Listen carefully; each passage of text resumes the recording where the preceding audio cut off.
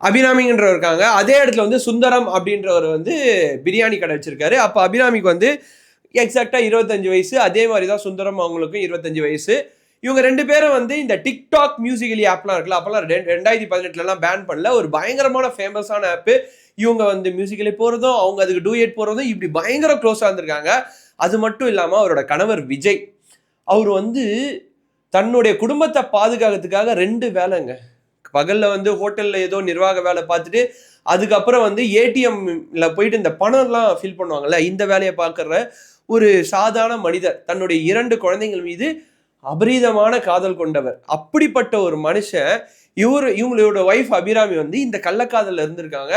இந்த கள்ளக்காதல்ல இருந்தாலும் ஒரு தடவை இவர் வார்ன் பண்ணியிருக்காரு அவங்க குடும்பமே. ஏன்னா அபிராமி ஆல்ரெடி இந்த தப்பை பண்ணி ஒரு வாட்டி வீட்டை விட்டு போயிட்டு இருக்காங்க அந்த பர்டிகுலர் சுந்தரம் அப்படின்ற நபரோட. இருந்தாலும் பரவாயில்ல, 2 குழந்தை இருக்கு, நீ இருந்து பார்த்துக்கோ, இதெல்லாம் வந்து நடக்கிறது சாதாரணம் அப்படின்னு சொல்லி ஏத்துக்கக்கூடிய மனசு இந்த உலகத்துல நிறைய பேருக்கு இருக்காது. அது அந்த விஜய் அவர்களுக்கு இருந்திருக்கு. இந்த மாதிரி அவங்கள எவ்வளவோ சகிச்சுட்டு போயிருக்காரு.